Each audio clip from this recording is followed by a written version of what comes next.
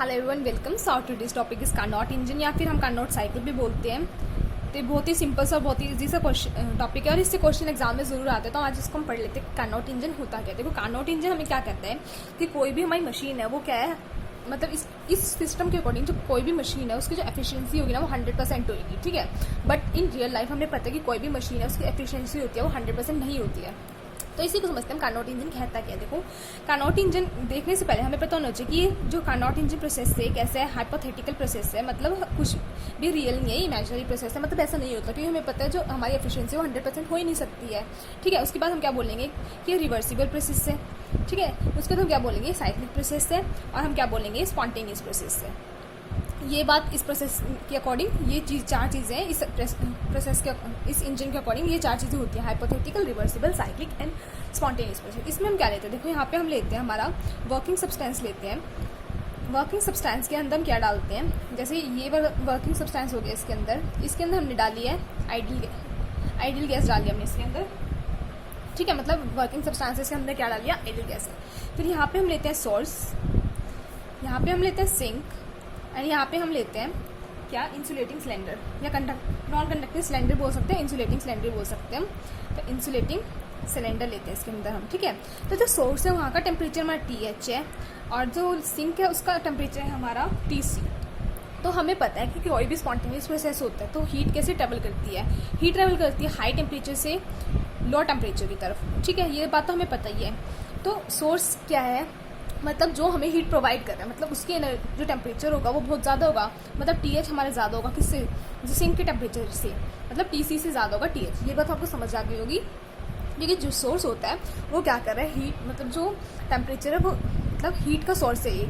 अगर हीट का सोर्स है मतलब हीट प्रोवाइड कर रहा है, अगर हीट प्रोवाइड कर रहा है तो उसका जो टेम्परेचर होता है ज़्यादा होता है, तो इसलिए जो TH है वो ज़्यादा हो गया और सिंक का TC है वो कम हो गया, ठीक है।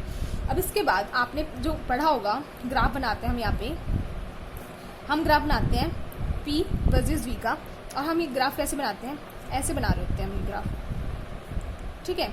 यहाँ पे हम लिखते हैं, ये कर्व है, ठीक है। यहाँ पे लिखते हैं P1 V1 TH, यहाँ पे लिखते हैं P2 V2 TH, यहाँ पे लिखते हैं P3 V3 TC, और यहाँ पे लिखते हैं P4 V4 TC, ठीक है। ऐसे लिखते हैं ना। ये ग्राफ बेसिकली हम कैसे बना रहे होते हैं? ऐसे बना रहे होते हैं ना, ऐसे बना रहे होते हैं P और V का। तो अभी इसी ग्राफ को हमें देखना है कि ग्राफ बनता कैसे और होता क्या क्या है। देखो, इसमें हमारे चार केसेस आएंगे।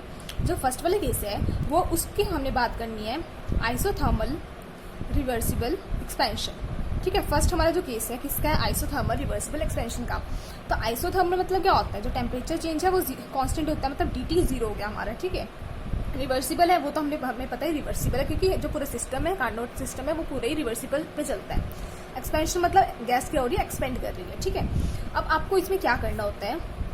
जो ये हमारा सोर्स है इसके ऊपर आपको क्या रखना होता है? हमारा वर्किंग सब्सटेंस है, ठीक है। ये वर्किंग सब्सटेंस हमारा, इसको सोर्स के ऊपर उठा कर रख दो, ठीक है। और हमें क्या करना है? एक्सपेंशन करनी है। एक्सपेंशन में क्या होती है? हमारी वॉल्यूम इंक्रीज करती है। मतलब ये देखो, ये हमारा बॉक्स है और मेरे को इसे एक्सपेंड करना है। यहाँ पे पिस्टन लगा हुआ है ऊपर, इसको एक्सपेंड करना है। तो आप कैसे करोगे एक्सपेंड? पिस्टन का जो वेट है वो कम कर दोगे, तभी ये गैस एक्सपेंड हो जाएगी, ठीक है। तो ये पिस्टन क्या किया? इसका हमने वेट कम कर दिया और गैस क्या होगी? एक्सपेंड होगी ये। तो जो पहले गैस का प्रेशर था P1 वो किस में चेंज हो गया? P2 में। और प्रेशर पहले था V1 वो किस में चेंज हो गया? V2 में, ठीक है। इतनी बात तो आपको समझ आ गई, क्योंकि एक्सपेंशन है, सिंपल है ये, तो इसमें कोई बात है ही नहीं, ठीक है। अब हमने बोला कि गैस एक्सपेंड कर लिया, मतलब सिस्टम ने क्या किया? वर्क किया है, मतलब work done by the system. अगर सिस्टम ने वर्क किया है तो जो हमारी इंटरनल एनर्जी होगी, जो हमारी इंटरनल एनर्जी जिसको हम यूज डिनोट करते हैं, वो क्या होगी? हमारी डिक्रीज हो गई। हमें पता है क्योंकि वर्क के इस वाले फॉर्मूले से del U = Q + W से हमें पता है, ठीक है। तो अगर वर्क डन, हमने सिस्टम ने वर्क दिया तो जो हमारी इंटरनल एनर्जी है वो डिक्रीज होगी, ठीक है। लेकिन हमने क्या बोला? जो आइसोथर्मल प्रोसेस है हमारा, मतलब जो हमारा टेम्परेचर का चेंज है वो हमारा कांस्टेंट है, मतलब टेम्परेचर चेंज ही नहीं होना चाहिए। तो यहाँ पे तो हमने बोल दी इंटरनल एनर्जी डिक्रीज होगी। तो इसको कॉम्पनसेट करने के लिए हम क्या करते हैं? जो सिस्टम है ना ये क्या करेगा? सोर्स से हीट एब्जॉर्ब कर लेगा। अगर इसने सोर्स से हीट एब्जॉर्ब कर ली तो क्या होगा? इसको एनर्जी Q इंक्रीज होगी। तो Q इंक्रीज होगी तो हमारा टेम्परेचर भी इंक्रीज हो गया। और हमें पता है जो इंटरनल एनर्जी है वो किसका फंक्शन होता है? टेम्परेचर का। तो अगर टेम्परेचर इंक्रीज हो गया तो इंटरनल एनर्जी भी हमारी इंक्रीज हो जाएगी। तो यहाँ से हम क्या बोल सकते हैं? जो इंटरनल एनर्जी इंक्रीज होगी, जितना डिक्रीज हुआ था उतना इंटरनल एनर्जी में इंक्रीज हो गया। तो जो इंटरनल एनर्जी में टोटल चेंज आएगा कितना आ गया, del U is equal to 0, क्योंकि हमें पता है कि हमारा जो टोटल इंटरनल एनर्जी होती है यूनिवर्स की, वो किसकी इक्वल होती है, सिस्टम के प्लस सराउंडिंग की। ठीक है, जितनी सिस्टम अगर हीट डिक्रीज करे सराउंडिंग उतनी इंक्रीज करेगा। ये दोनों आपस में क्या होते हैं, इन दोनों का सम होता है जो किसका इक्वल आता है, यूनिवर्स के। और यूनिवर्स की जो इंटरनल एनर्जी होती है कितनी होती है, 0 होती है, मतलब उसमें चेंज ही नहीं हो रहा होता। ठीक है, तो यहाँ से हम क्या बोल दिया हमने कि जितना यहाँ पे डिक्रीज हुआ था उतना ही यहाँ पे क्या हो गया, इंक्रीज हो गया। तो कॉम्पनसेट कितना हुआ, दोनों ने आपस में कॉम्पनसेट कर लिया, तो डेल यू आ गया 0। या फिर आप ऐसे बोल सकते हो कि टेम्परेचर हमारा, हमने आइसोथर्मल प्रोसेस लिया था तो टेम्परेचर हमारा कॉन्स्टेंट था और जो यू है फंक्शन है टी का, तो अगर ये चीज़ कांस्टेंट है तो इंटरनल एनर्जी भी 0 हो गई। ठीक है, अब आगे देखते हैं कि वर्क कैसे निकालते हैं हम। हमें पता है फर्स्ट लॉ के according del U is equal to Q plus W होता है। ठीक है, अगर हमारा इंटरनल एनर्जी 0 आ गई तो क्यू प्लस डब्ल्यू हो गया, तो Q is equal to minus का डब्ल्यू हो गया। और हमें पता है जो हमारा प्रोसेस है कौन सा है, आइसोथर्मल रिवर्सिबल एक्सपेंशन। तो इसका हमने वर्क डन का फॉर्मूला पढ़ा होता है, वो क्या होता है, माइनस का NRT ln V2 by V1, मतलब V final by V initial. इसमें हमारा, ठीक है, इस जो हमारा ये प्रोसेस है इसके अकॉर्डिंग क्या हो गया, माइनस NRT। टेम्परेचर यहाँ पे कौन सा है, TH है। कैसे हुआ हमारा टेम्परेचर TH, क्योंकि हमने यहाँ पे क्या है, सोर्स से हीट एब्जॉर्ब किया, तो सोर्स का टेम्परेचर था TH, तो हमारा क्या हो गया, TH टेम्परेचर हो गया। ठीक है, तो ये हो गया हमारा TH टेम्परेचर। फिर लिखेंगे LN, V फाइनल टेम्परेचर और V इनिशियल। देखो यहाँ पे हमने क्या बोला था, V1 टेम्परेचर था, वो सॉरी V1 वॉल्यूम थी और V2 में एक्सपेंड हो रही है, मतलब V1 से V2 जा रही है, मतलब फाइनल कितना हो गया V2। तो हम इसको क्या लिख सकते हैं, LN V2 बाई V1। तो यहाँ से हमारा किसका फॉर्मूला आ गया, वर्क का। और अगर आपको Q का फॉर्मूला निकालना हो, हीट का निकालते हो, माइनस W का इक्वल होता है, तो यहाँ पे W के लिए रख दो minus NRTH ln V2 by V1। तो कितना आ गया, NRTH ln V2 by V1। तो यहाँ से हमारा फॉर्मूला आ गया Q का, यहाँ से हमारा फॉर्मूला आ गया W का। तो ये था हमारा फर्स्ट प्रोसेस। ठीक है, अब सेकंड प्रोसेस है, जो सेकंड केस है वो हम डिस्कस करते हैं। सेकंड केस है हमारा, सेकंड केस भी हमारा आइसोथर्मल है, बट वो क्या है, एडियाबेटिक है, और उसमें भी क्या हो रहा है, हमारा एक्सपेंशन हो रहा है। मेरे को यहाँ पर रिवर्सिबल लिखने की जरूरत नहीं है ना, क्योंकि हमारा जो कार्नोट इंजन है वही क्या है, रिवर्सिबल होता है, हमें पता है। ठीक है, तो आइसोथर्मल रिवर्सिबल एडियाबेटिक एक्सपेंशन है। आइसोथर्मल मतलब क्या, कि हमारा जो टेम्परेचर है वो 0 हो गया, DT 0 हो गया, टेम्परेचर मतलब कॉन्स्टेंट है हमारा। एडियाबेटिक मीन्स Q 0 हो गया, यहाँ पे DQ हम 0 नहीं लिख सकते, ये बात तो आपको पता होगा, इसको ऐसे नहीं लिख सकते, DQ के 0 नहीं लिख सकते, Q 0 होते हैं यहाँ पे। ठीक है, तो एडियाबेटिक प्रोसेस है और एक्सपेंशन हो रहा है यहाँ पे भी। तो देखो एक्सपेंशन हो रहा है, यहाँ पे हमारी प्रेशर था P2 और वॉल्यूम थी V2, एक्सपेंशन हुआ तो P3 V3 में चेंज हो गई। ठीक है, जो हमारे यहाँ पे टेम्परेचर था वो कितना है, TH है। अब देखते कैसे हो रहा है। देखो आपको क्या करना है, जो हमारा वर्किंग सब्सटेंस था, ये हमारा वर्किंग सब्सटेंस है, इसके पिस्टन लगा हुआ है। ठीक है, इसको उठा के हमने किस पे रख दिया, नॉन कंडक्टिंग स्टैंड पे रख दिया। ठीक है, अब हमने पता है एक्सपेंड किया हमने, तो वर्क किसने किया, work done by gas, by the system बोल लो कि एक्सपेंड हुआ है, तो क्या हुआ, सिस्टम ने वर्क किया है। अगर सिस्टम ने वर्क किया है तो जो हमारी इंटरनल एनर्जी होती है वो क्या हो गई, डिक्रीज हो गई। अगर इंटरनल एनर्जी डिक्रीज हो गई मतलब यू डिक्रीज हो गया, और यू किसका फंक्शन है, टी का, तो जो हमारा टेम्परेचर है वो भी डिक्रीज हो जाएगा। और अगर टेम्परेचर डिक्रीज हो गया तो हम यहाँ से बोल सकते हैं कि TH है वो किस में चेंज हो गया, TC में, क्योंकि TH क्या था, हमारा हाई टेम्परेचर था जो कि सोर्स का था। और अगर टेम्परेचर डिक्रीज हो गया तो किसका टेम्परेचर हो गया, सिंक का। तो इसलिए हमने ये बोलते थे। यहाँ से भी हमारा जो वर्क डन का फॉर्मूला निकलेगा वो कैसे निकालेंगे, देखो Q यहाँ पे 0 हो गया। ठीक है, तो del U is equal to Q plus W लिखेंगे हम। ठीक है, तो Q 0 हो गया तो del U is equal to plus का W हो गया। और W का हमें फॉर्मूला पता है, किसी केस में रिवर्सिबल एडियाबेटिक के केस में क्या होता है, हमारा फॉर्मूला होता है CVDT होता है, डेल यू का फॉर्मूला होता है जो, और वो W के इक्वल हो जाएगा। हमारा CV कितना है, यहाँ पे CV लिखेंगे, और DT क्या होता है, T फाइनल माइनस का T इनिशियल। फाइनल टेम्परेचर कितना हमारा TH, क्योंकि इसका टेम्परेचर डिक्रीज हुआ है तो TC हो गया यहाँ पे। और इनिशियल प्रेशर इतना, इनिशियल टेम्परेचर कितना है, जो सोर्स का टेम्परेचर मतलब हाई टेम्परेचर लिखेंगे वो कितना हो गया TH। तो यहाँ से जो वर्क का फॉर्मूला आ गया वो हमारा ये आ गया। ठीक है, उसके बाद हम बात करते हैं थर्ड केस की। जो थर्ड केस है वो है हमारा किसका,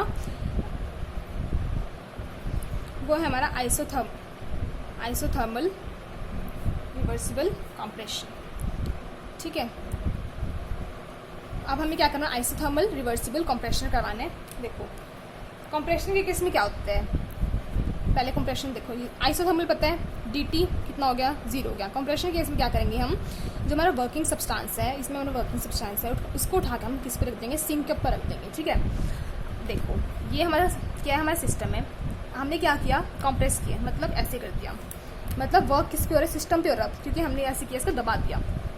वर्क डन ऑन सिस्टम, अगर सिस्टम पे वर्क हो रहा है तो जो इसका प्रेशर है वो इंक्रीज़ कर जाएगा, वॉल्यूम डिक्रीज़ कर जाएगी, तो जो इंटरनल एनर्जी है हमारी वो क्या हो जाएगी, इंक्रीज़ कर जाएगी हमारी इंटरनल एनर्जी। अगर इंटरनल एनर्जी इंक्रीज़ कर गई तो यू फंक्शन है टेम्परेचर का, तो यहाँ से टेम्परेचर क्या है, टेम्परेचर इंक्रीज़ कर गया हमारा, ठीक है। अगर देखो टेम्परेचर इंक्रीज़ कर गया और हमने क्या बोला, आइसोथर्मल प्रोसेस है, मतलब हमें क्या करना है, टेम्परेचर को कांस्टेंट रखना है, हमें टेम्परेचर कांस्टेंट रखना है, टेम्परेचर को इंक्रीज़ नहीं करना है। तो ये क्या करेगा, जो सिस्टम है ना वो अपनी हीट किसको देगा, सिंक को ट्रांसफ़र कर देगा, ठीक है। तो इसने क्या की, हीट अपनी सिंक को ट्रांसफ़र कर दी। तो यहाँ पे जो अगर हीट इसने सिंक को ट्रांसफ़र कर दी तो टेम्परेचर है वो हमारा डिक्रीज़ हो जाएगा, और ये टेम्परेचर इंक्रीज़ और ये टेम्परेचर डिक्रीज़, तो ओवरऑल क्या हो गया, कंपनसेट हो गया।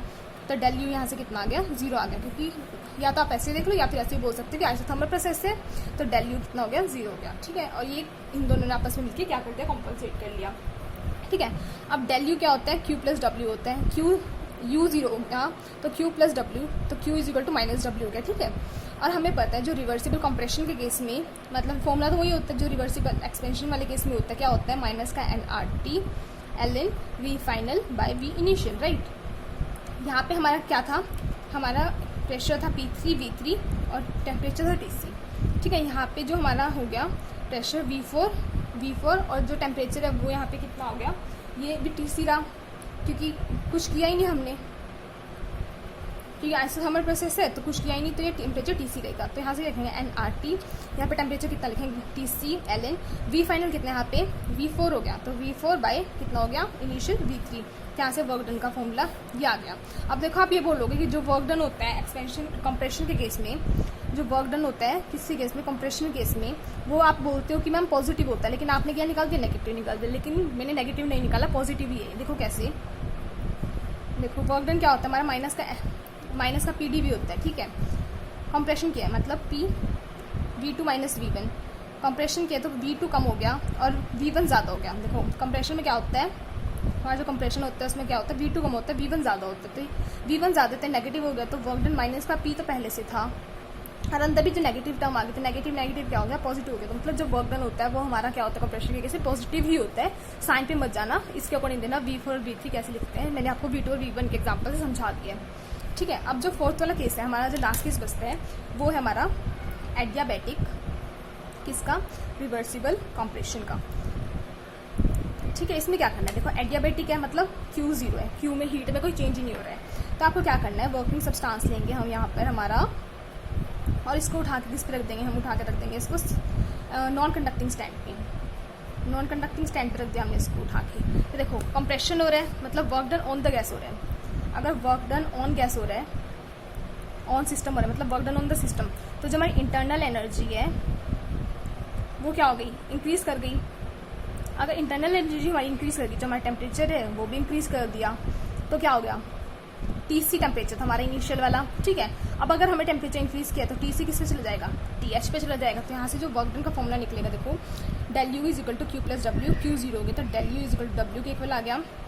और हमें पता है जो डेल यू होता है किसके केस में, एडियाबैटिक रिवर्सिबल कंप्रेशन के केस में जो हमारा फॉर्मूला होता है वो क्या होता है, CVDT होता है डेल यू का, तो ये W के इक्वल आ गया। तो CV T2 माइनस मतलब T final minus T initial, ठीक है। तो क्या होता है CV T फाइनल कितना हमारा TH है माइनस T इनिशियल क्या है TC है, तो यहाँ से हमारा वर्क डन का फॉर्मूला आ गया ये वाला। तो हमने चारों केस में वर्क डन का फॉर्मूला निकाल लिया, आगे जो बचा हुआ है वो हम नेक्स्ट क्लास में डिस्कस करेंगे। तब तक के लिए if you like the video please subscribe to my channel. Thank you so much for watching.